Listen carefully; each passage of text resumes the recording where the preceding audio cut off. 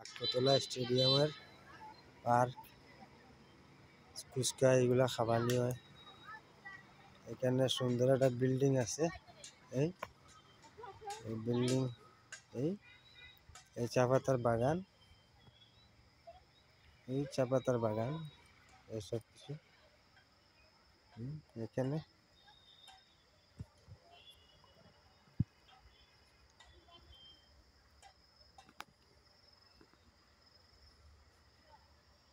চা পাতা বাগানের অফিস।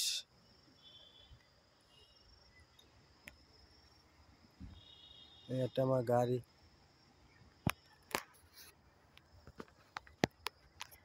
হচ্ছে, আমি এখানে হাঁটি হাঁটি কথা বলতেছি।